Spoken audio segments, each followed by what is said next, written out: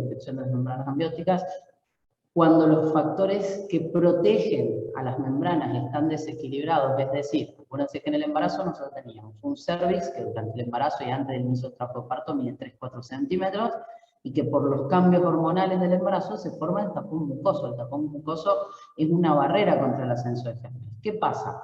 Siempre y cuando en la flora vaginal no haya infecciones o no haya alteraciones y el flujo vaginal tenga sus lactobacilos habituales y su flujo propio del embarazo, ese tapón mucoso no va a sufrir modificaciones. La vaginosis bacteriana, que es una pérdida de la flora vaginal normal de la vagina, es una infección generalmente endógena, a predominio gram negativo, o sea, Gardnerella, ureaplasma, algunos gérmenes de transmisión sexual también, lo que van a hacer es cambiar, modificar el pH vaginal y favorecer la dilución de ese tapón mucoso, lógicamente ascenso de gérmenes, contaminación inicial de las membranas y luego la ruptura de las membranas, ¿sí? Entonces, siempre que haya infección en el embarazo hay que tratarla. ¿Por qué? Porque aumenta muchísimo el riesgo de que ocurra una ruptura de membrana. Y luego todo lo que me sobredistienda el útero, ¿sí? Si yo tengo un útero sobredistendido, las membranas van a estar a tensión y es más fácil que se rompa, ¿sí? Polidramios de la causa que sea, malformaciones uterinas, úteros muy pequeñitos que no logran la distensibilidad adecuada, los embarazos gemelares o múltiples, acortamiento cervical que hablábamos antes, que puede ser, por ejemplo, en pacientes que tuvieron patología preinvasora del cuello uterino y se les hizo un cono o un asa de Litt. Esas pacientes tienen cuellos más cortos y pueden llegar a tener mayor facilidad de que los gérmenes asciendan. Que haya desprendimiento placentario, las colagenopatías, la anemia, ¿sí? Y se ve más frecuentemente en pacientes de bajo nivel socioeconómico o obviamente en traumatismos abdominales, ¿sí? Entonces estos son factores de riesgo y no factores etiológicos, ¿sí? Más allá que muchas veces estos factores de riesgo pueden ser la causa de la ruptura de membrana. Los podemos poner en doble categoría si lo quieren ver de alguna manera. ¿Por qué? Porque todo esto me puede favorecer, por un lado, la ruptura, o puede ser la causa o el factor etiológico de la ruptura. Sobre todo, la vaginosis bacteriana. ¿Sí? Queda claro eso, ¿no? Que los factores de riesgo de ruptura, además, pueden ser factores etiológicos también. Y ahora vamos, creo yo, que es una de las partes más importantes que tiene la clase de hoy, y siempre les digo lo mismo, y esto tiene que ver, porque ahora cuando vayamos avanzando vamos a ver las complicaciones que trae la RPM, y la gravedad del no diagnóstico de una ruptura prematura de membrana. Si yo veo una paciente y cometo el error de no diagnosticar una ruptura prematura de membrana, la iatrogenia o la gravedad de mandar a esa paciente a la casa puede traer como consecuencia que venga o con un parto prematuro que podría haber evitado, ¿sí? Tomando las medidas que vamos a ver más adelante, o con una infección severa, primero fetal y luego materna, ¿sí? Entonces, todo el esfuerzo que tenemos que hacer nosotros es en el diagnóstico de si las membranas están íntegras o no están íntegras. Y el diagnóstico de RPM, a pesar de ser tan importante, por suerte es bastante simple. ¿Por qué? Porque no necesito de grandes métodos complementarios ni de mucha tecnología para hacer el diagnóstico. El diagnóstico de RPM es predominantemente clínico. Lo primero que tengo que tener en cuenta es la historia que me cuenta la paciente. La mayoría de las pacientes con RPM, ¿sí?, va a venir y va a decir que tiene una pérdida de líquido claro, con olor a lavandina, que empezó en forma espontánea y muchas veces sin que haga ningún tipo de esfuerzo. Por supuesto, si tenemos una paciente que viene de un accidente de tránsito, cambia la historia, ¿no es cierto? Pero la gran mayoría va a venir con la historia de hidrorrea directamente. Cuando la paciente que está embarazada a mí me dice que pierde líquido por genitales, automáticamente yo tengo que pensar que puede haber una ruptura de membranas. Y no la mando jamás a su domicilio sin asegurarme que esas membranas no están sanas, ¿sí? Vamos, entonces, a partir de ahí comienzan las maniobras o el examen que nosotros hacemos para poder corroborar que esto que la paciente me cuenta que pierde por vía genital es líquido amniótico o es otra cosa, o no es nada, ¿sí? Entonces, a partir de ahí, lo primero que vamos a hacer es un examen obstétrico, vamos a valorar, por supuesto, la altura uterina, uno de los signos que me puede dar a pensar que puede estar rota las membranas ovulares es una altura uterina menor a la edad gestacional, porque al haber perdido líquido, su útero va a descender en su tamaño, y yo voy a tener por un embarazo 36 semanas por FUM, ecografía o lo que fuera de edad gestacional, y cuando lo mido me da una altura uterina discordante al menos. Eso puede ser un signo. Que palpe y me toque fácilmente partes fetales, ¿se acuerdan de cuando hablamos de levabrios? Al no haber líquido tengo el feto muy cerquita, pero es difícil hacer las maniobras porque está muy apelotonado porque no tiene líquido, ¿sí?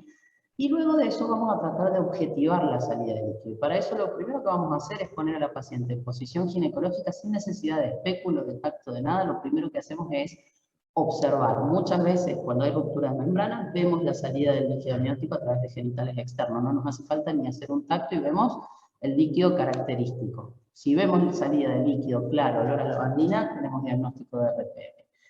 Si con la paciente en posición ginecológica no logro evidenciar esa salida, ¿qué puede estar ocurriendo? Puede estar ocurriendo que la presentación, al haberse roto las membranas, evacuado el líquido, la presentación desciende, ¿sí? Como el trabajo parto. Y al descender hace de tapón. ¿Por qué? Porque si el cuello uterino es un circulito así como el que vemos acá, y esta es la cabeza fetal, cuando la cabeza fetal desciende, me hace de tapón. Entonces, ¿qué necesito hacer? Hacer algo para que esa cabecita o ese tapón se desprenda. Eso se llama maniobra de Tarnier. La maniobra de Tarnier es lo mismo que hacemos con la cuarta maniobra de Leopold, ¿sí? Cuando vemos grado de encaje de la presentación, ponemos las manos por delante del cubillo de la presentación y la elevamos con la paciente en posición ginecológica para poder, si la cabecita o el polo fetal, si está en podáliga, me está haciendo de tapón, desprenderlo y ver si con eso pongo en evidencia la salida del líquido. No se olviden que el feto va a seguir produciendo líquido amniótico en una RPM siempre y cuando no tenga una isquemia, porque él va a seguir orinando. ¿Qué puede pasar? Que la paciente haya orinado, perdón, que la paciente haya tenido la ruptura de membrana en la casa, viene una paciente, me dice, doctora, me mojé entera, perdí un montón de líquido, me asusté y me vine a la guardia. Cuando nosotros las queremos examinar ya no hay líquido en ese útero, está con oligamios tan severos que no lo vamos a poder poner en evidencia. Lo que hacemos es dejarlo en reposo, esperar 1 hora, 2 horas que el feto vuelva a orinar y poder evidenciar salida de líquido amniótico, porque el feto va a seguir formando líquido amniótico, ¿sí? Si con esa posición ginecológica y maniobra de Tarnier yo no logro valorar o ver salida de líquido, ahí sí colocamos un espéculo. ¿Por qué? Porque ahí voy a poder ver el orificio cervical y aunque sea poquita la cantidad de líquido que escurre por orificio cervical, también lo voy a poder poner en evidencia. Y acá también puedo volver a repetir, en caso de que sea necesario, nuevamente la maniobra de Tarnier, ¿sí? Verán que acá en la diapo dice tacto vaginal prohibido. En realidad no es que esté prohibido, pero tengan en cuenta que una de las complicaciones más frecuentes es la infección ascendente, y si yo hago un tacto vaginal con bolsa rota, tengo riesgo de ingresar gérmenes yo a la cavidad uterina. Entonces, en una RPM de pretérmino, ¿sí? Muy chiquito, 32, 34 semanas, en caso de necesidad de hacer un tacto, que sería si la paciente está con contracciones dolorosas, si estoy viendo que tiene 4 o 5 centímetros de dilatación y tengo que valorar ese trabajo parto, siempre que sea un tacto vaginal ante sospecha de ruptura de membranas hay que hacerlo utilizando guantes estériles. Y los menores posibles, solamente los sumamente indicados, ¿sí? Si a pesar de todo esto, la paciente me contó que perdió líquido, mucho o poco, yo tengo duda diagnóstica, ¿sí? No pude diagnosticar que hay una bolsa rota o no la pude descartar, la conducta es, se deja internada al paciente. ¿Cuánto? Por un mínimo de 24 a 48 horas, se le coloca un apósito estéril y en ese tiempo, si hay una bolsa rota, obviamente que en algún momento vamos a poder evidenciar la salida del líquido característico, ¿sí? Pero nunca mando a la casa una paciente si tengo duda. Hay otros métodos que podemos utilizar más allá de esto, de lo que yo les digo siempre, que el diagnóstico es clínico, que es hablar con la paciente primero. Puede haber una paciente embarazada que me dice que perdió un líquido claro con olor a lavandina, que lo mojó desde la zona genital hasta los pies, y sería muy raro que no sea una bolsa rota, ¿no es cierto? Pero bueno, hay otros diagnósticos diferenciales que ahora vamos a tener que ver. Pero una vez que con eso y con el examen obstétrico y maniobra de Tarnier, si no lo podemos evidenciar, tenemos otras opciones que son algunos test complementarios que se utilizan que no son tan fidedignos, ¿sí? Y tenemos, por ejemplo, dentro de los no invasivos, la cristalización en hoja de lecho, que es tomar con una turundita de algodón líquido del fondo, o entrar al fondo del saco vaginal, ponerlo sobre un portaobjeto y el líquido amniótico cristaliza como hojas de lecho parecidas al semen, con lo cual si la paciente, por ejemplo, tuvo la pérdida de líquido post-relaciones, no nos va a servir. Además, también puede hacer lo mismo el muco cervical, con lo cual tiene poca especificidad, ¿sí? Alto índice de falsos positivos. El test de nitracina son unas tiritas que viran el pH según la acidez, ¿sí? Cambian de color, van a de color azul si hay un pH mayor a 6, sensibilidad 90%, ¿por qué? Porque también va a cambiar si hay orina, si hay semen, Si llega a haber sangre, o si hay una infección como vaginosis, porque el pH de la vagina está variado, entonces cambia en ese caso. Y la ecografía, que es un muy buen método para ver cantidad de líquido, apoya el diagnóstico, pero no me lo descarta. Yo puedo tener tranquilamente, de hecho tenemos internado en este momento en el hospital una paciente con RPM y líquido normal. ¿Por qué?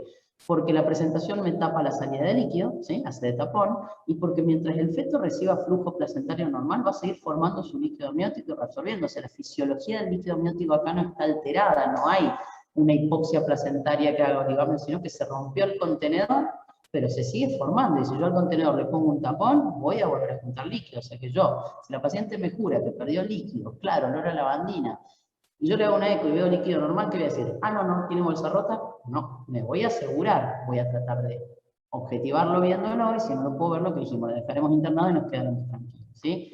Y por ahí el oligoamnios sí nos apoya el diagnóstico. Tengo toda la historia y hago una eco y no veo líquido, por supuesto que eso me ayuda a confirmar el RPM. O me puede ayudar también cuando tengo duda entre otras pérdidas de líquido, sospechando, a lo mejor no veo bien un líquido claro, tiene una infección vaginal muy importante la paciente, entonces yo veo una vaginosis muy severa, pero la señora me jura que en la casa era más cantidad y más transparente, pero yo en el momento del examen no lo veo, y hago la ecografía, y la ecografía me da un oligoamnio severo, por supuesto que me voy a inclinar más a que hay en vez de una infección vaginal, una ruptura prematura de membrana. Pero no es el primer paso, ni mucho menos, ni me descarta 100%, ni me confirma, me apoya el diagnóstico clínico, ¿sí?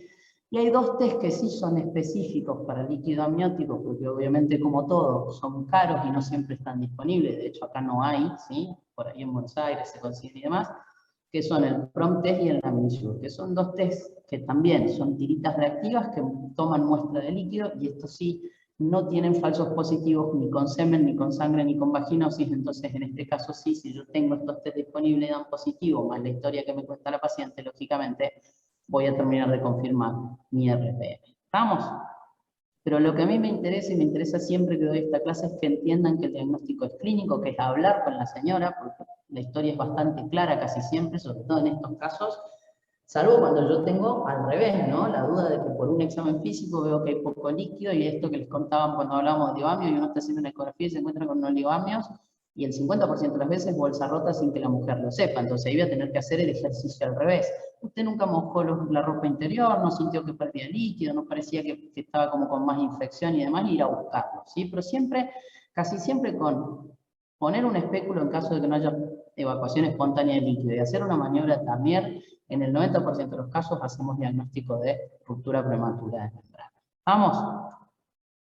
Luego tenemos que ver los diagnósticos diferenciales. El más frecuente, y creo que lo hemos charlado hace un ratito, es la leucorrea, ¿sí? Acuérdense que el fondo de saco vaginal posterior es un laguito, ¿sí? Cuando los pacientes están de decúbito, y sobre todo a la mañana temprano hay que tener cuidado, porque durante la noche se puede acumular mucha cantidad de flujo, y cuando una mujer se incorpora, o después de haber estado mucho tiempo acostada, cuando la mujer se incorpora, esa salida brusca de esa leucorrea puede, en una paciente embarazada, lógicamente va a generar susto y alteración, y la paciente va a pensar que puede ser una bolsa rota, con lo cual va a concurrir. ¿Cómo lo vamos a hacer al diagnóstico diferencial? Lo que venimos diciendo antes. Primero, por las características, va a ser siempre más tirando a amarillento, puede tener olor, puede estar asociado a otros síntomas como prurito, inflamación de la zona, y al examinar y al evaluar la pérdida de líquido, nos vamos a encontrar con una leucorrea franca. La incontinencia de orina, sobre todo después de la segunda mitad del embarazo, porque el útero grávido comprime la vejiga, muchas veces hay pérdida espontánea involuntaria de orina en las embarazadas, que también por las características, por el olor, porque vamos a hacer todas las maniobras que hablamos antes, y en general no vamos a ver pérdida de líquido, y si tenemos una ecografía disponible vamos a ver obviamente una cantidad de líquido amniótico normal.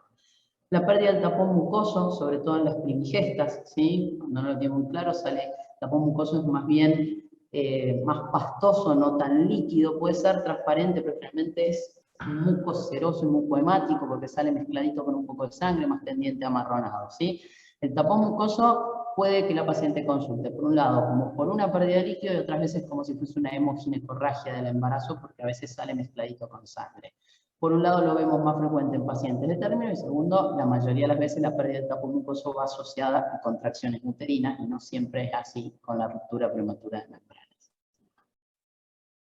La ruptura de quiste vaginal, que es anecdótico, pero existe, los quistes vaginales suelen ser, no son muy frecuentes, pero hay, y a veces tenemos la muy mala suerte de que esos quistes vaginales pueden llegar a romperse durante el embarazo y generar confusión. Y por último, lo que se llama hidrorrea decidual, pero se ve sobre todo en la primera mitad del embarazo, no tanto más adelante, y que acuérdense que las membranas se van uniendo en algún momento y puede tener que dar algo de líquido acumulado entre la decidua y ese líquido no suele ser tan transparente, no tiene un color característico, a veces puede evacuarse en algún momento del embarazo, o sea, entre lo que es la decidua parietal y la refleja que teníamos, y esa pérdida de un líquido escaso amarillento también puede motivar la consulta de la paciente confundiéndolo con líquido amniótico. Entonces, en general, los más frecuentes son los dos primeros, pero tenemos que, los tres primeros en realidad, pero hay que tener en cuenta también las otras opciones que no son tan frecuentes, pero que pueden aparecer.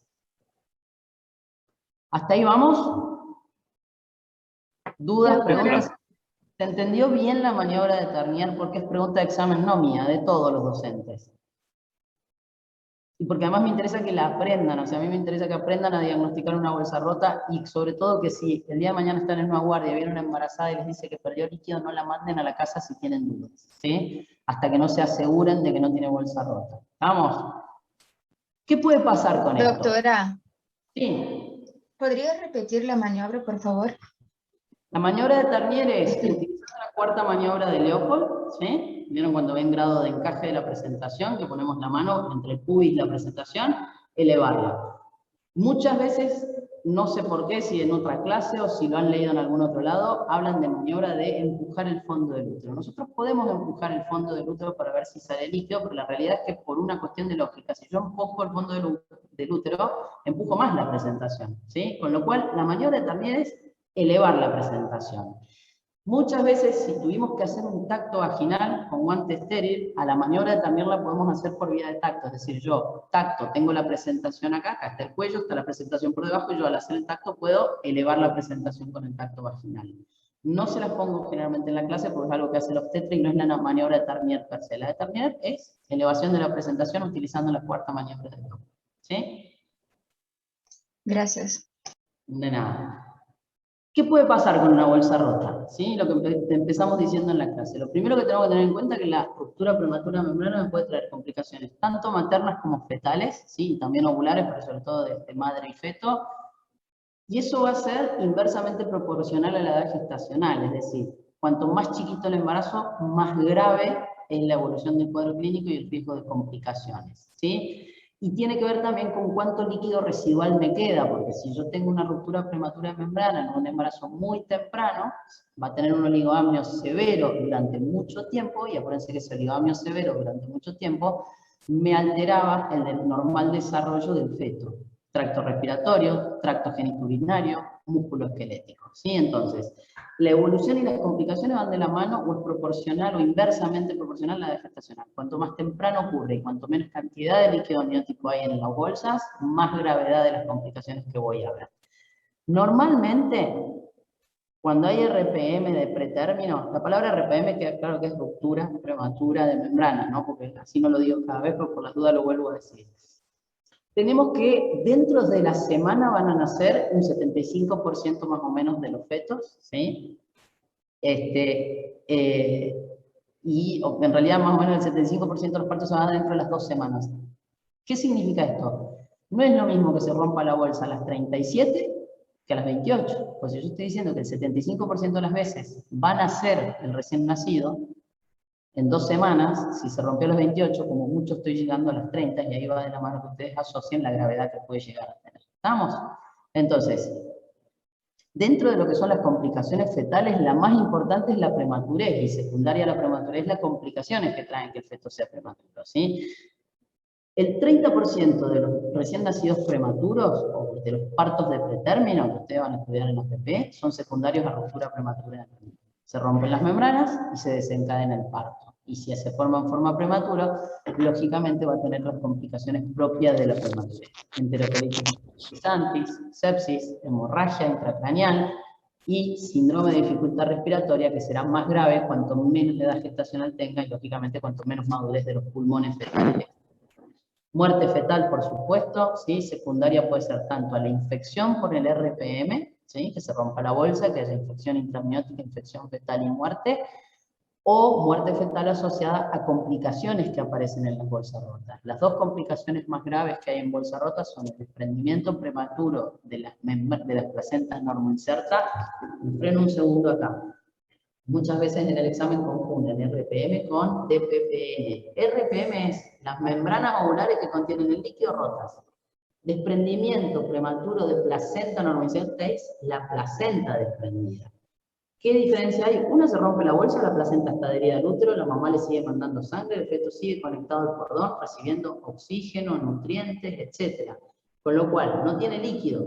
Gravedad, sí, porque se puede infectar. Gravedad, porque al estar rota la bolsa puede empezar con contracciones y nacer. Gravedad, porque si lo dejo en el tiempo, ahora vamos a ver que pueden ascender gérmenes e infectar al feto y morir, pero el feto está recibiendo, todavía la placenta está adherida y sigue recibiendo nutrientes, sigue orinando, etc. Ahora, si yo tengo un desprendimiento de la placenta, el feto se muere automáticamente. ¿Estamos? Entonces, ojo con confundirla. El desprendimiento es una complicación a veces del RPM, y la otra complicación grave es que cuando se rompa la membrana, sale del cordón hacia afuera, prosidencia de cordón, que si no la vieron todavía, una de las distocias de cordón, y también lleva a la muerte fetal en 5 minutos si no hacemos algo, ¿sí? Porque el cordón queda afuera, comprimido, y obviamente se frena el flujo sanguíneo hacia el feto.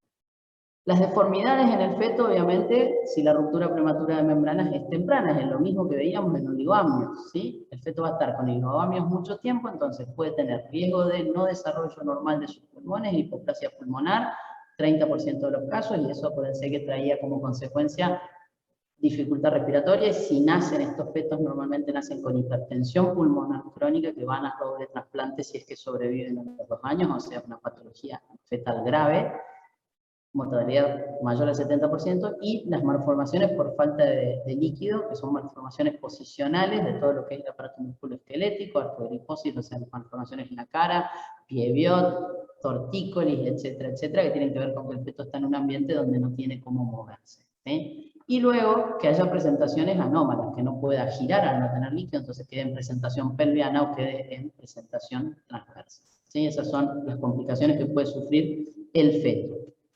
Respecto a las complicaciones de la placenta o ovulares, lo que dijimos, desprendimiento placentario, prosidencia de cordón, ¿sí? Que salga el cordoncito, y las hemorragias dependiendo cuándo se produce el RPM, primera mitad o segunda mitad, y en el posparto inclusive. En el posparto muy frecuentemente asociado a infección intramniótica, infección de las membranas, infección de la placenta, y luego endometritis y hemorragia materna, ¿sí? Y respecto a lo que son las complicaciones maternas y a su vez fetales, las infecciones. ¿Por qué? Porque perdimos el ambiente estéril. Vamos entonces. Coriomionitis, que es la infección de las membranas ovulares, de la placenta y del líquido, y por supuesto del feto, y luego de eso, endometritis, que puede aparecer hasta en un 3% de los casos, y sepsis materna en casos mucho más graves, que por suerte se ve menos del 1% de las veces que hay RPM. ¿Estamos? Entonces, todas estas son las complicaciones que nos puede traer un RPM.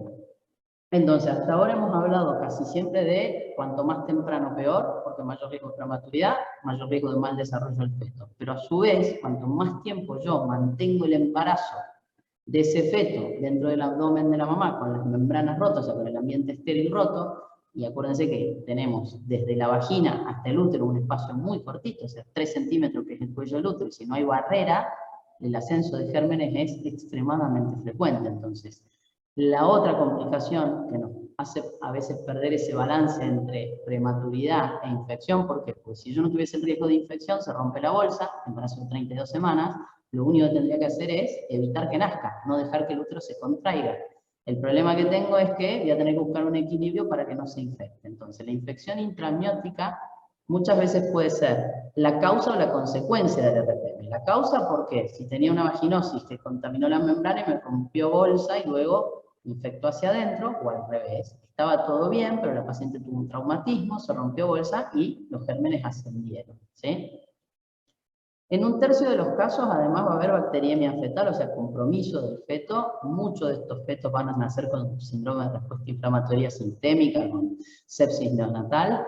Y obviamente los gérmenes más frecuentes asociados a la infección intraamniótica son los gérmenes de la vía vaginal, y nosotros necesitaríamos, para poder hacer diagnóstico definitivo, hacer cultivo microbiológico. El problema es que el cultivo va a demorar 48 horas como mínimo para decirnos cuáles son los gérmenes involucrados, con lo cual siempre tenemos que pensar en gérmenes de la flora vaginal.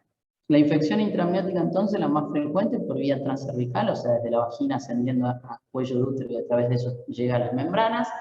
Por vía hematógena, es decir, a través de la sangre, está descrita la infección por listeria, pero después en general es rarísimo, prácticamente no hay infección intraamniótica a través de vía hematógena.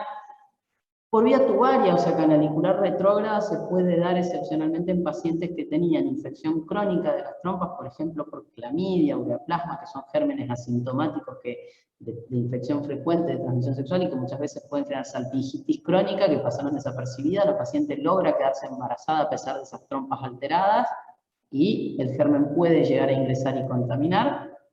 Y obviamente la introducción accidental con todos los procesos que venimos charlando de fetoscopía, punción de líquido amniótico para diagnóstico, para tratamientos fetales, etcétera, que se usan en la actualidad, que si no se hacen de forma correcta y estéril, obviamente pueden llegar a generar, el médico que lo hace puede llegar a introducir la infección en el procedimiento, ¿sí?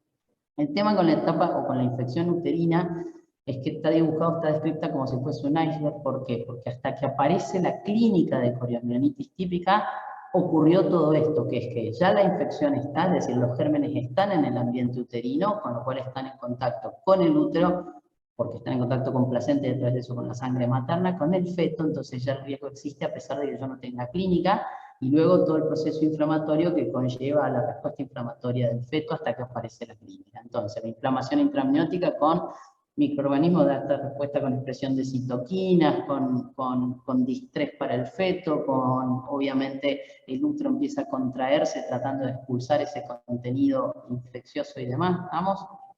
Y los gérmenes implicados, como dijimos, van a ser todos los más frecuentes de la flora vaginal, ¿sí? Toda la familia de los micoplasmas, enterococo, gardnerella, bacteroides, Escherichia coli de la zona rectal, etcétera, etcétera. ¿Ah?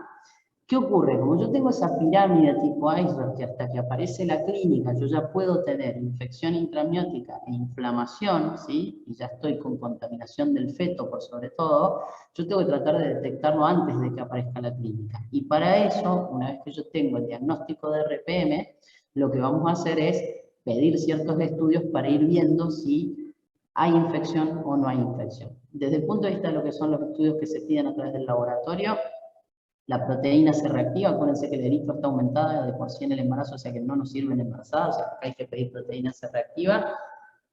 Ver los leucocitos, generalmente una leucocitosis en RPM mayor a 15.000 me tiene que hacer pensar que puede haber una infección intraamniótica. Y luego el perfil biofísico del feto, que eso se hace a través de ecografía y monitoreo fetal, ¿sí? Y los dos parámetros que van a estar alterados van a ser los movimientos respiratorios del feto, que van a estar disminuidos, y muchas veces vamos a tener alteraciones de la frecuencia cardíaca fetal en el monitoreo de la frecuencia cardíaca.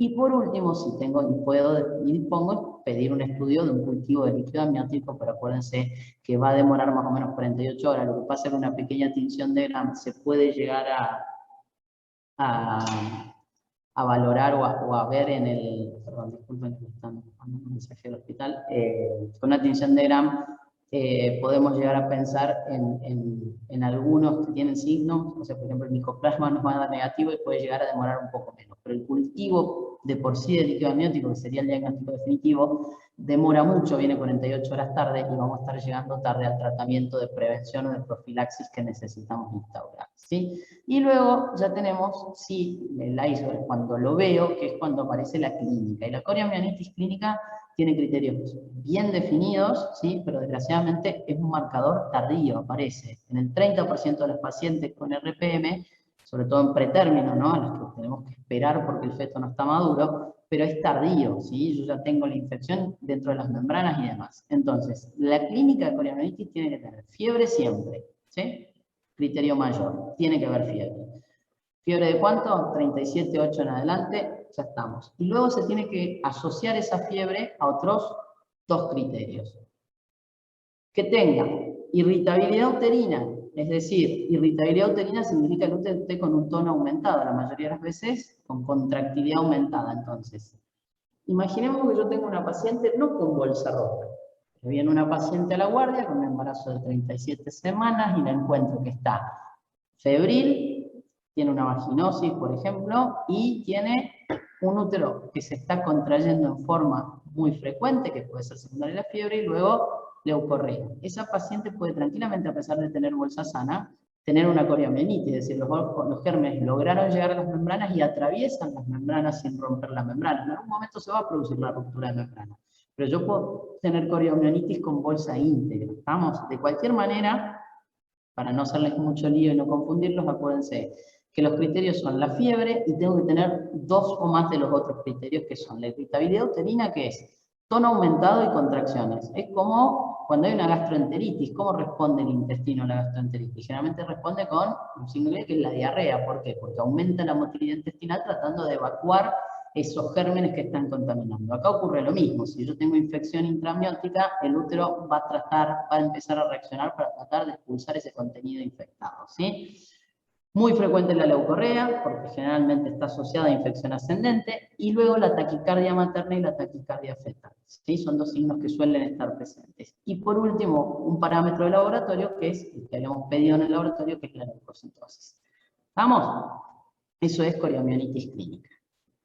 ¿Qué hacemos ante una coriamionitis clínica o ante un diagnóstico de coriamionitis si lo hice antes de que aparezca la clínica? En este caso está indicado finalizar el embarazo dentro de las 6 a 12 horas máximas. Y fíjense que acá en ningún lado dice dependiendo de la edad gestacional del feto. ¿Por qué? ¿Por qué creen que es así? Normalmente en obstetricia, si yo tengo un embarazo de 27 semanas, no lo finalizo. ¿Por qué? Porque el feto se va a morir. ¿Qué ocurre acá? Si yo tengo coriamionitis clínica, es decir, la paciente está con fiebre, hay taquicardia, o parámetros o criterios de laboratorio ya francos de coriamionitis, ¿qué ocurre si yo no finalizo el embarazo y no hago tratamiento antibiótico? Se va a morir el feto porque el feto ya está contaminado antes de que aparezca la clínica, va a tener una sepsis intrauterina y se va a morir, y luego se me va a morir la madre. Entonces, la coriamionitis clínica es indicación de finalización del embarazo independientemente de la edad gestacional del feto. Priorizamos la vida de la mamá, además que ya sabemos que tenemos un producto de la concepción que ya está infectado, o sea, acá el feto no tiene chances de no tener infección, ¿sí? Entonces, ¿cuándo? 6 a 12 horas como máximo. Esto nos permite a veces algo de grado de madurez pulmonar. Siempre se va a pedir, obviamente, control de signos vitales, un hemograma, hemocultivo, urocultivo, cultivos vaginales y rectales para estrepto beta hemolítico en caso de que no se hubiesen hecho, y se va a iniciar tratamiento antibiótico endovenoso, que acá no tenemos en cuenta si los medicamentos que utilizamos son fetotóxicos o no, porque la intención es tratar la infección materna, la coriomionitis. Acá no estamos hablando de, ya vamos a ver más adelante, otro tratamiento antibiótico que es para evitar la infección, pero acá la infección ya la tenemos instaurada.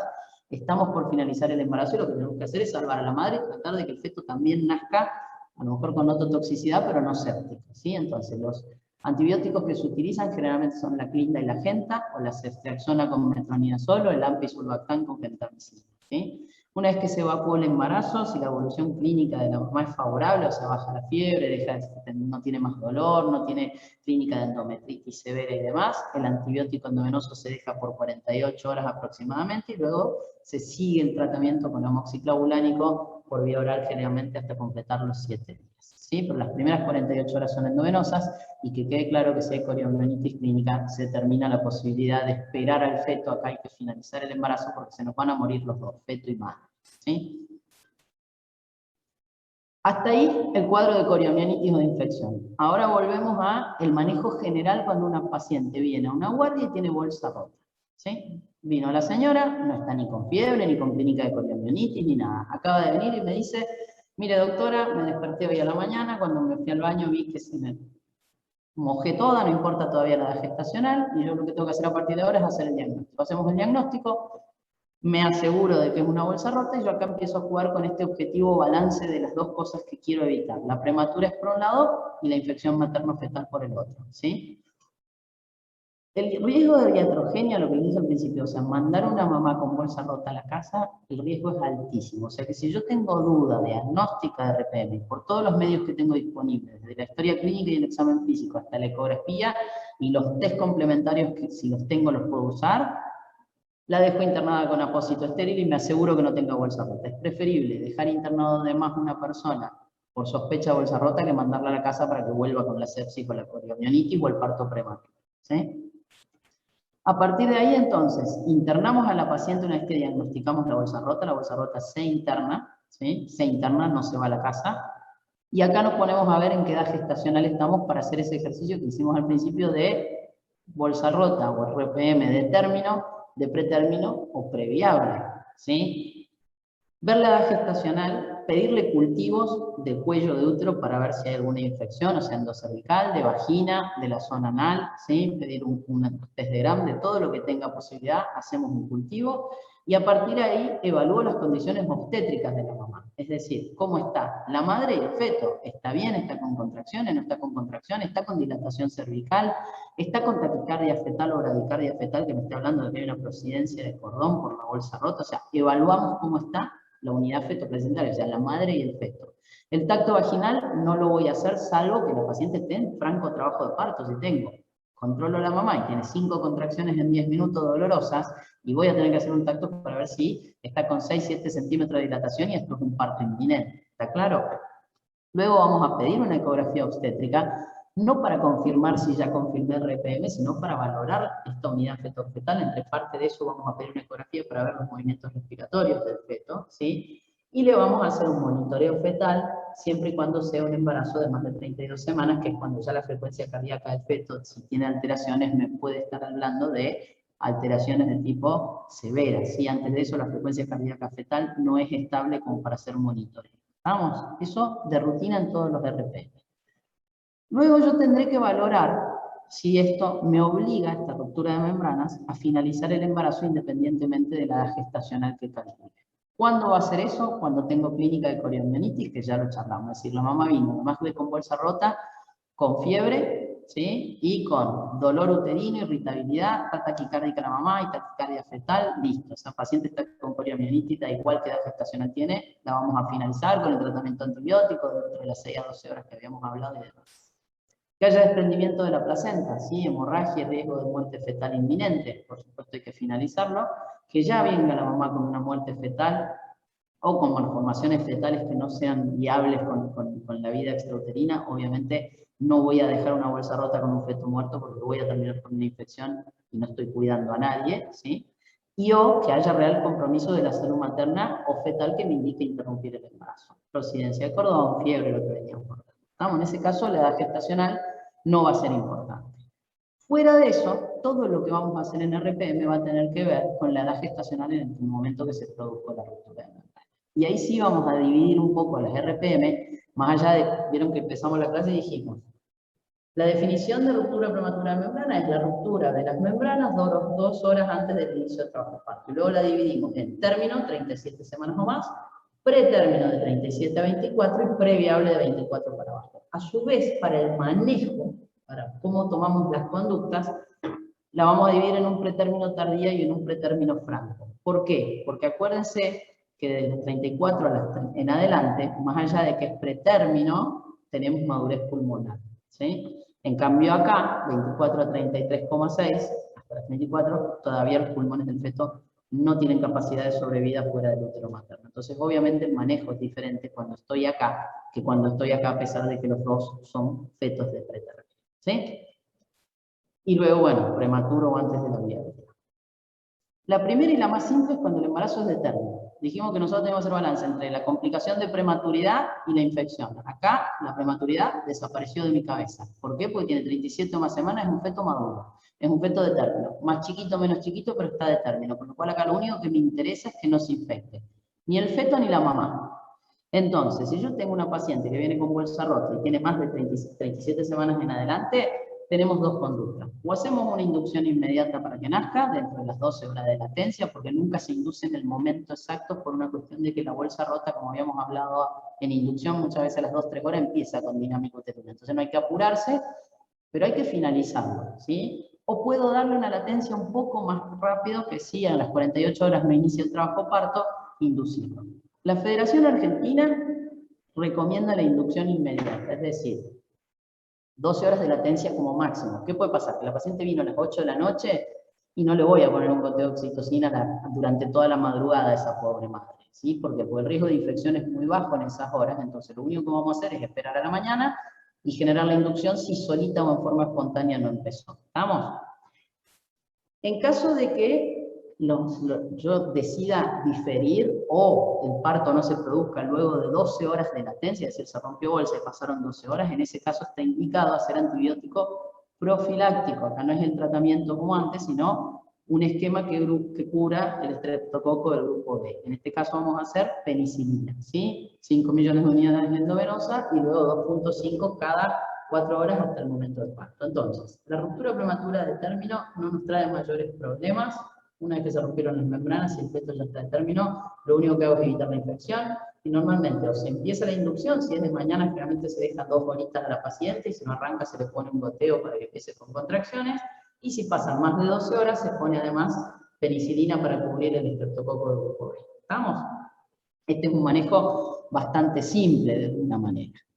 Luego tenemos el pretérmino tardío, que va de las 34 a las 36, es decir, es un feto pretérmino, no es que esté exento de complicaciones, tiene mayor riesgo de enterocolitis necrotizante, tiene mayor riesgo de bajo peso al nacer y de requerimiento de incubadora, y con eso aumenta el riesgo de sepsis o de infección intrahospitalaria nosocomial del feto, tiene mayor riesgo de tener bilirrubina alterada, o sea, tiene siempre toda la parte gastrointestinal menos desarrollada, tiene mayor riesgo de hemorragia intracraneal, o sea, que tenga los pulmones maduros no significa que no siga siendo un feto de pretérmino, o sea, no es que estamos contentos que pase esta edad gestacional.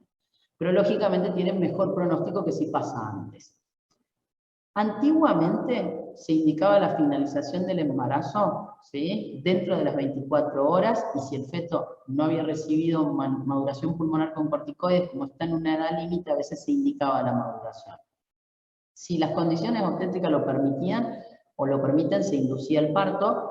Si la paciente no se había hecho todavía el hisopado para estrepto del grupo B, había que hacer profilaxis, estoy hablando en pasado ya ahora, ¿por qué? Para hasta el parto con penicilina, y si era alérgica con clina. Esto era lo que se hacía siempre antes. O sea, llegábamos al embarazo de 34 semanas a 36 con bolsa rota y trabajábamos igual que cuando era de término. ¿Qué se vio?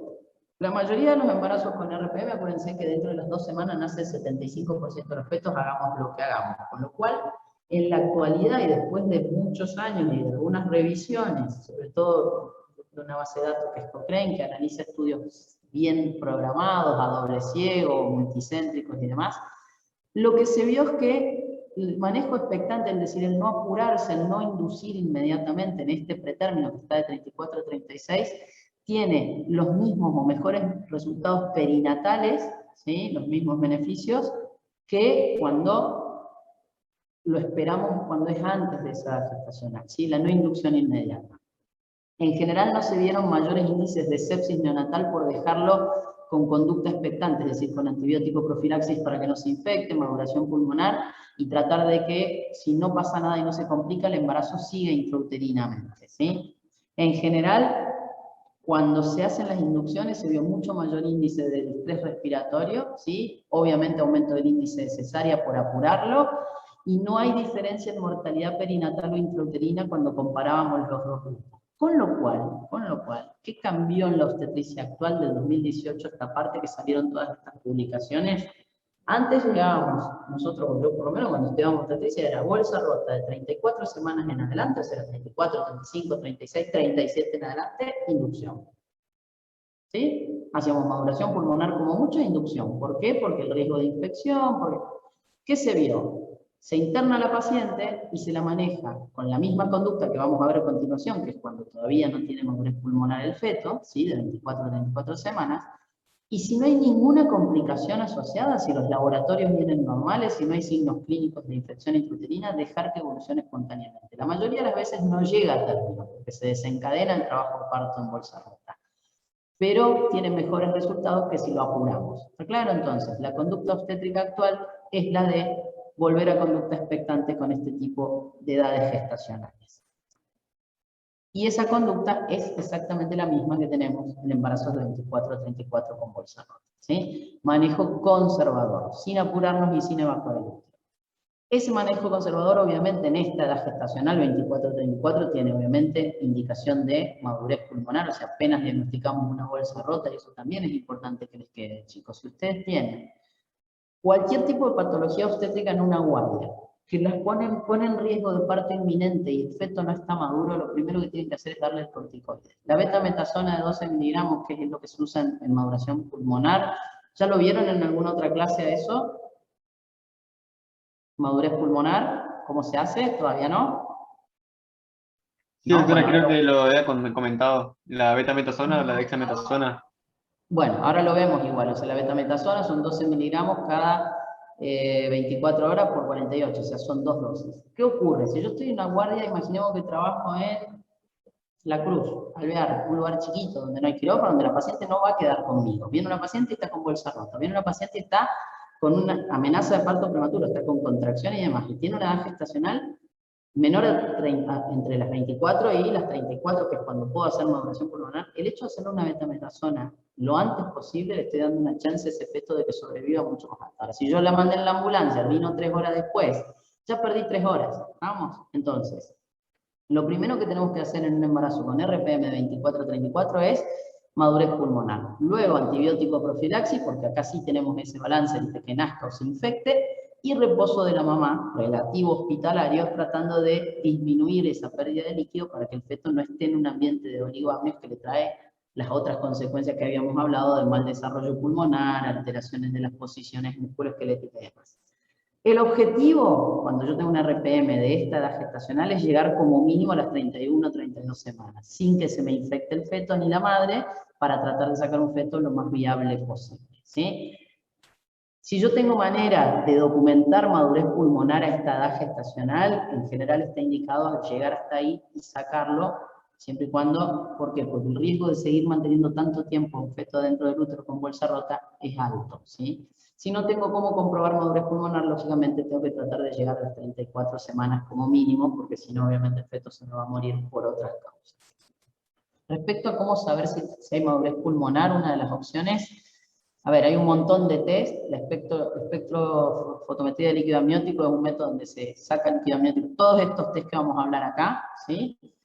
Hasta el último que es ecográfico, son invasivos, es decir, yo punzo líquido amniótico a través del abdomen de la mamá, no puedo sacar líquido que está saliendo porque está contaminado con fluido vaginal, con sangre y demás, o sea que sí o sí tengo que hacer una amniocentesis, es decir, punzar el útero y sacar líquido. Se puede hacer espectrofotometría, que lo que hace es con un aparato de alta revolución, ver cuántos desvíos tiene. Se puede hacer el porcentaje de células que están cargadas con lípido, que es, dependiendo de eso, si hay un porcentaje de células con lípido, cargadas con lípido de más del 10%, tiene alta probabilidad de que el embarazo sea de más de 36 semanas, ¿sí? Puedo hacer el test de Clemens, que era uno de los más utilizados, que es también, se saca líquido amniótico, se le pone en tubos de ensayo, ¿sí? Eso se lo centrifuga a alta velocidad, y luego se observan los tubos de ensayo. Cuando el líquido amniótico tiene células pulmonares, y las células pulmonares, los leucocitos están cargados de líquido, y significa que están maduros, lo que vamos a ver es un halo de burbujas completa en la parte superior del tubo de ensayo, ¿sí? Lo ven ahí, y si lo miro de arriba, lo veo así. Si todos los tubos están con el halo completo, tengo madurez pulmonar, y si yo tengo, por ejemplo, 2 tubos positivos y 2 negativos, ahí tengo dudas, y si todos son negativos, el test es negativo. ¿Estamos? Estos son distintos métodos. Hay otro que es el índice de lecitina-esfingomielina, también requiere de amniocentesis, y normalmente este índice se invierte cuando hay madurez pulmonar, la lecitina sobrepasa la esfingomielina en 2 puntos, y eso me habla de madurez pulmonar. Todos estos test se utilizan en obstetricia cuando yo necesito sacar un feto y quiero saber si los pulmones van a poder respirar fuera del útero, ¿sí? No solo en RPM, que si no lo podemos utilizar en otras patologías obstétricas que me están obligando a finalizar el embarazo, y yo necesito saber si lo puedo finalizar o no y si está maduro o no. ¿Qué ocurre? Son todos invasivos, todos requieren de una amniocentesis. ¿Qué hay en la actualidad? El que primero se publicó, y hay otras variedades, que se llama el Quantus, que en realidad lo que hace es evaluar parámetros ecográficos fetales de distintas edades gestacionales. Entonces, durante mucho tiempo se evaluó los fetos de 31 semanas un día, de 31 semanas 2, y se hicieron distintos parámetros para ver, y luego se comparaban al nacimiento, cómo se veían los pulmones, el índice pulmón-corazón, las medidas, ciertas medidas que se toman, etcétera, que no hace falta la técnica, pero a todos esos valores se los fue cargando en una especie de software inteligente, que lo que hace hoy es decir, el ecografista va y hace las medidas que pide el software, las carga en una computadora y en la computadora va a decir, este feto, por características ecográficas, tiene pulmones maduros y este feto no lo tiene. El gran beneficio de esto es obviamente la no invasividad, se hace con una ecografía. La gran contra es el altísimo costo que tiene el software, porque en realidad el que hace el trabajo es, por un lado el ecografista, pero por otro lado el software que analiza esas imágenes. Y segundo, obviamente la curva de aprendizaje no lo hace cualquier ecografista, tiene que ser un ecografista entrenado y que sepa tomar estos parámetros. Pero sepan que esto existe en la actualidad y que evita hacer función o a veces evita madurar innecesariamente a un feto. ¿Vamos?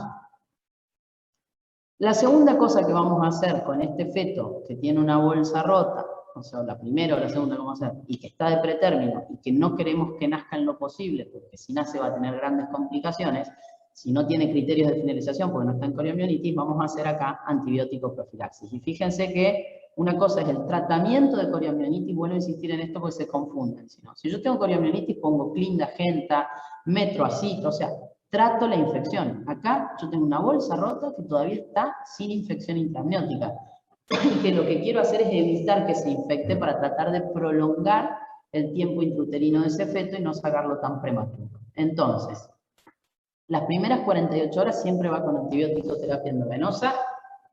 Acitromicina puede ser en vía oral, 500 miligramos, ¿sí? Vía oral cada 24 horas son 2 dosis, o sea, se toma 1 gramo de acitro, ¿sí? Eso cubre clamidia, ureaplasma, muchos de los gérmenes vaginales que son de transmisión sexual, y luego siendo venoso la ampicilina, que se pone 2 gramos, la primera dosis, y luego 1 gramo cada 4 horas, que es el mismo esquema que usamos en trabajo parto para profilaxis de estreptococo beta hemolítico.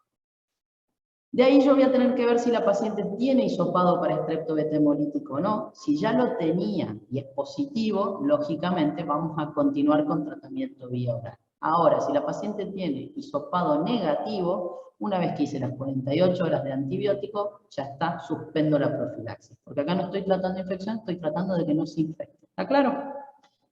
Si tiene alergia a penicilina lo reemplazo por clinda, ¿sí? Y luego la conducta es ir haciendo hisopados vaginales cada 4 a 5 semanas desde el momento que hicimos esta profilaxis, ¿sí? Y luego, cuando se desencadena el parto, volver a dar profilaxis para estrepto beta hemolítico según el resultado de esto. Si el hisopado me viene positivo, vuelvo a repetir la profilaxis en el momento del parto, cuando el feto va a pasar por ahí o va a ir a la cesárea, y si dio negativo, no lo vuelvo a repetir. ¿Está claro? Entonces, RPM de pretérmino antes de las 34, la interno, le pongo antibiótico profilaxis, me fijo la edad gestacional y empiezo con la maduración pulmonar. ¿Tá? La maduración pulmonar es, siempre que la edad gestacional sea 24 a 34, más allá de eso no hay indicación, antes de eso no hay respuesta a la betametasona, o sea que no tiene criterio ponerle maduración pulmonar a un embarazo de 20 semanas, ¿sí? Se hace, como les dije, durante 2 días, 48 horas, y el mejor o la mejor maduración disponible, los mejores efectos tiene es utilizando betametasona, ¿sí? ¿Cómo se utiliza? 12 miligramos en 2 días, o sea, cada 24 horas, y con eso maduramos los pulmones del feto. No tengo betametasona, puedo usar Dexa. La Dexa usa igual dosis, pero multiplicada por 2. O sea, acá en vez de, acá hacíamos 12 cada 24, hacemos 6 cada 12 por 48 horas, ¿sí? Bien.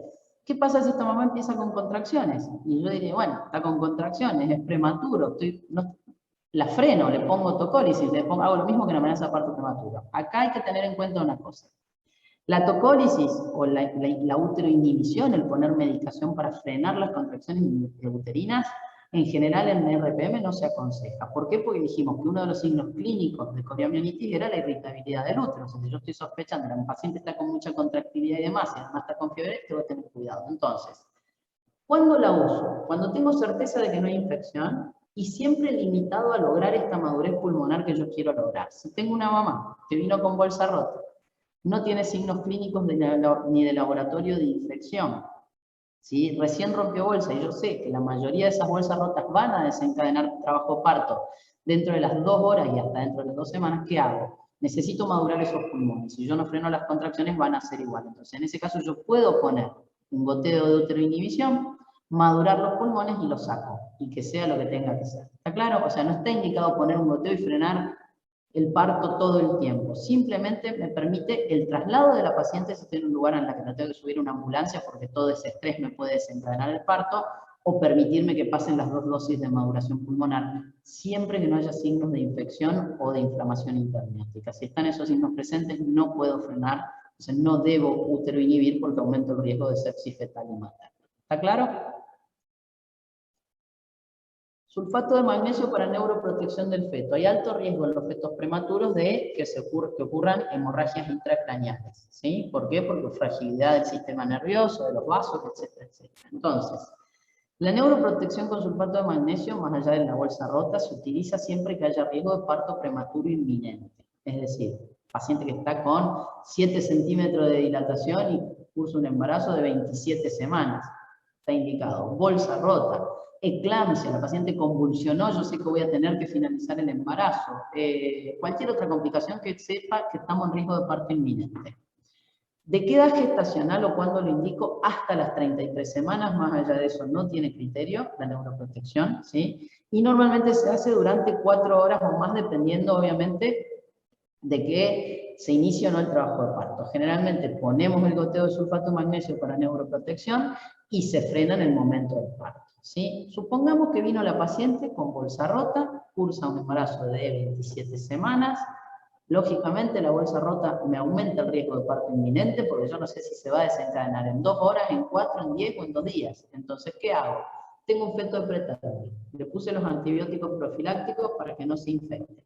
Le hice la maduración pulmonar y le protejo el sistema nervioso central con sulfato de magnesio. Si tengo la suerte de que pasen 24 horas y no se desencadena el parto, saco el goteo. Y ya no hace falta que lo vuelva a repetir si dentro de 3 días la paciente empieza de nuevo el trabajo de parto. ¿Sí? Entonces, veo la edad gestacional, veo que sea de 24 a 33, y si es así, con bolsa rota, como tiene riesgo de parto inminente, empezamos el goteo de sulfato de magnesio. Esto evita o disminuye el riesgo de parálisis cerebral y las difusiones motoras gruesas de los recién nacidos en un 40%. O sea que es una medida súper útil para prevenir este tipo de complicaciones. Se utiliza una dosis de ataque, se utiliza la misma dosis que se utiliza en eclampsia y preeclampsia severa, dosis de ataque de 5 miligramos, en vuelo lento, y luego una dosis de mantenimiento que se saca cuando empieza el parto, si en caso de que se desencadene igual, o si no se desencadena, a las 24 horas y ya no es necesario volver a repetir este esquema de neuroprotección fetal. ¿Está? Bien. ¿Quedó claro, no? A ver, RPM de término, 37 semanas en adelante, no me hago mucho problema, llega la paciente, si llegó a las 3 de la mañana, la espero hasta la mañana y ponemos un goteo de inducción, si llegó a la mañana, esperamos 2 horitas, inducimos, y el antibiótico que se puede llegar a dar es si pasaron más de 12 horas de latencia, porque ahí sí tengo riesgo de infección intramniótica, ¿sí? Si pasó, la paciente rompió bolsa ayer, no se dio cuenta y viene hoy al hospital, por más que esté de término, si ya pasaron más de 12 horas, ahí va el antibiótico profilaxis. Pretérmino, 34-36, que antes las inducíamos, hoy la manejamos igual que 24 a 34, es decir, maduración pulmonar, antibiótico profilaxis endovenosa por 48 horas, y luego, si tiene estreptopositivo, se continúa una semana, y neuroprotección del recién nacido, siempre y cuando sea hasta las 33 semanas. Son 3 internacionalmente, son las 3 conductas obligatorias en estas edades gestacionales. Por supuesto que estas pacientes que están internadas le vamos a pedir laboratorio cada 48 horas para detectar eso que habíamos visto en corioamnionitis. PCR, ¿sí? A ver si está reactiva o no, y leucocitosis, ¿sí? ¿Por qué? Porque son signos de que hay infección intramniótica antes de que la mamá me haga la fiebre, el dolor, la leucorrea, etcétera, etcétera. ¿Vamos? Y luego tenemos las rupturas prematuras de membrana que aparecen ya en edades gestacionales previables, es decir, hagamos lo que hagamos, este feto tiene muy pocas chances de sobrevida. Es muy raro, muy raro de ver antes de las 23 semanas, fíjense, 1 de cada 7 de cada 1000 embarazos, o sea que es rarísimo. Por supuesto que en muchos lugares esto se considera directamente un aborto y se procede como un aborto en curso por el altísimo riesgo de seguir adelante con el embarazo, pero como todo en medicina, hay que charlarlo muy claramente con los padres para que los padres entiendan los riesgos que corre el feto y la mamá en caso de decidir seguir adelante con un embarazo o una bolsa de membranas rotas tan tempranamente. ¿Sí? Esto puede ser más frecuentemente visto ahora con todo lo que son los procedimientos invasivos, ¿sí? Las amniocentesis para diagnóstico de cromosomopatías que se hacen más rutinarias y que obviamente con todos estos tratamientos terapéuticos más invasivos aumentamos el riesgo de las rupturas prematuras en edades previables. las morbilidades con morbimortalidad materna y neonatal son altísimas, o sea, son embarazos con un muy mal pronóstico fetal y desgraciadamente, obviamente, de la mano de eso también mal pronóstico materno. Respecto a la morbilidad materna, el 40% casi de estas rupturas de membrana van a terminar con coriomionitis, porque no hay forma de proteger ese útero durante tanto tiempo. Luego, secundario a ese, casi un 10% de endometritis, que es grave. La endometritis no siempre responde a los tratamientos conservadores o médicos y terminamos en una histerectomía, entonces, y con riesgo materno, y posterior a eso lo más grave, que es la sepsis, que por suerte es menos frecuente, conlleva una mortalidad fetal de más del 50%, 60% de estos embarazos terminan en muerte fetal, y los que no terminan en muerte fetal terminan con una morbilidad muy severa, es decir, distrés respiratorio por mal desarrollo de los pulmones, displasia broncopulmonar, hemorragias intraventriculares, sepsis en el 20% de los casos, y luego todo lo que son las secuelas neurológicas de un feto que está durante tanto tiempo con oligoamios o con infección intraamniótica, que puede ir del 6 al 44%. Es decir, que son, si se considera el RPM y no se procede como si fuese un aborto en curso por decisión médica o familiar, finalmente por decisión familiar, los riesgos de complicaciones son altísimos, ¿sí? ¿Qué contribuye a esas complicaciones? Por supuesto, la gran prematuridad de estos fetos y el riesgo de que no se desarrollen normalmente los pulmones, porque esto es un oligoamio prolongado en edades gestacionales donde todavía necesita de líquido para desarrollar el pulmón. El 70% de los fetos que tengan hipoplasia pulmonar se van a morir, con lo cual las chances de sobrevida son muy bajas, y esto va a depender de qué tan severo sea el oligoamio, es decir, si el feto logra generar líquido, la mamá logra, estando en reposo, mantener un ambiente con líquido medianamente normal, por ahí no aparece la hipoplasia, pero es muy difícil, ¿sí? Por supuesto, el tiempo prolongado en membrana rota va a llevar a coriomionitis y todo lo que son las deformidades esqueléticas del feto. Respecto a la hipoplasia pulmonar, fíjense, más allá de cómo se diagnostica, que no importa, cuando yo tengo un feto con RPM de semana 18, tiene 80% de chances de que los pulmones no se desarrollen correctamente, contra 10% si superó las 25 semanas. O sea, hay mucha diferencia, a pesar de que pareciera que no son edades gestacionales tan diferentes, ¿sí? Entonces, eso es una de las complicaciones más importantes. El manejo está descrito de dos maneras. En Europa en general la mandan a la casa, la paciente, con signos de alerta y alarma. En las sociedades americanas lo mismo. La sociedad argentina recomienda la internación en caso de que la paciente decida continuar, y el manejo conservador igual al que veníamos hablando, de 24 semanas 34, pero lo más importante es informarles a los padres del pronóstico real que tiene este feto, del altísimo riesgo de que, a pesar de que se tomen todas las medidas, el embarazo progrese de mala manera, con riesgo para el feto y para la mamá, ¿sí?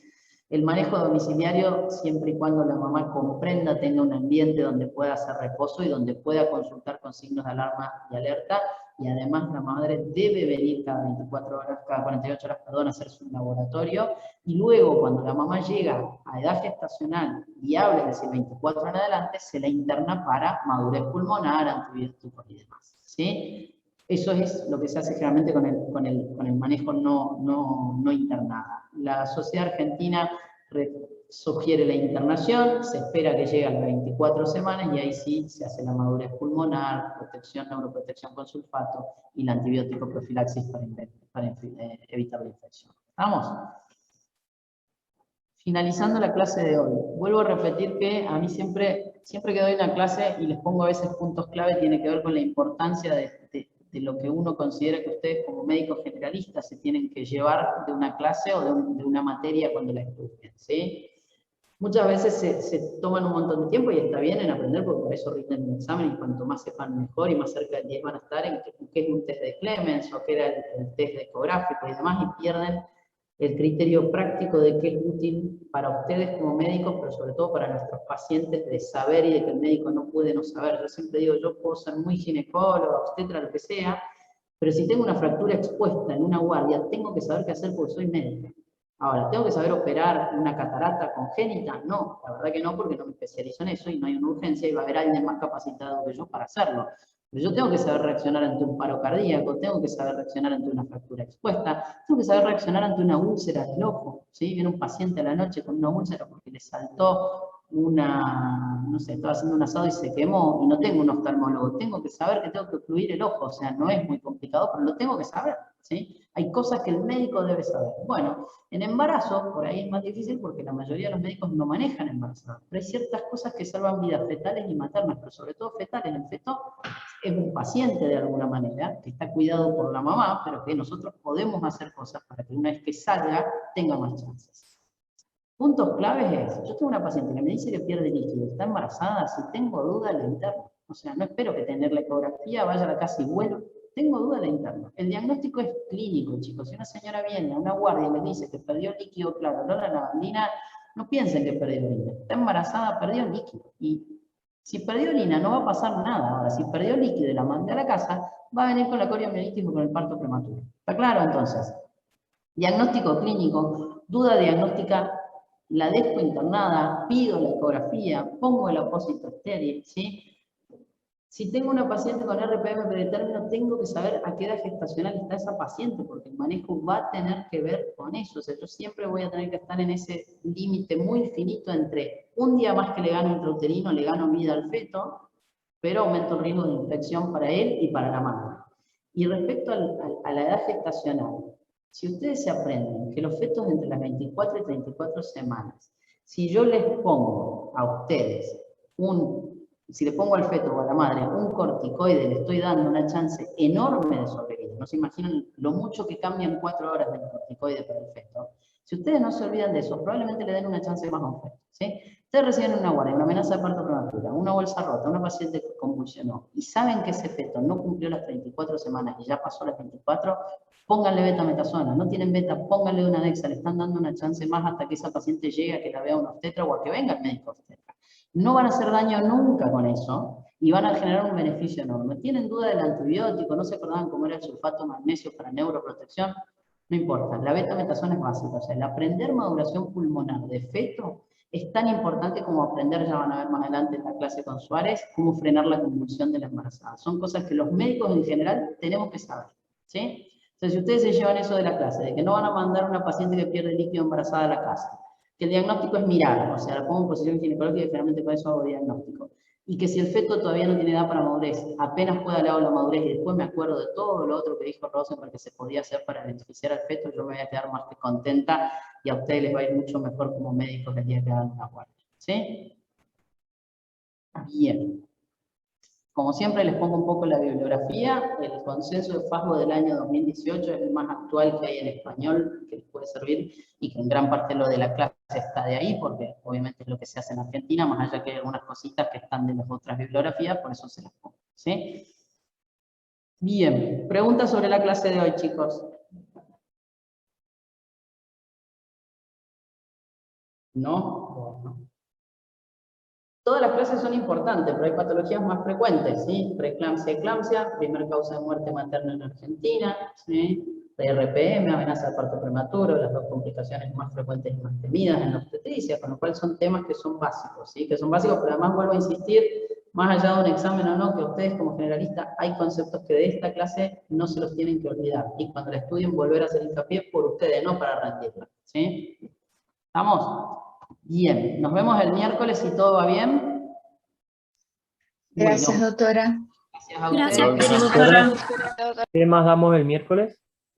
¿Cómo? ¿Cuál sería el tema del miércoles? Tendría que ver con el doctor Suárez si él ya dio retraso del crecimiento intrauterino. ¿Alguno sabe si la dio o si tiene programada darla? Sí, ya vimos, doctora, ya vimos. Entonces vamos a hablar de sufrimiento fetal intraparto nosotros. Que es sufrimiento Perfecto. fetal agudo. Ustedes vieron el crónico con él, vamos a hablar del agudo, así complementamos. Bien. Chao, buenas tardes, chicos. Buenas tardes, doctores. Gracias.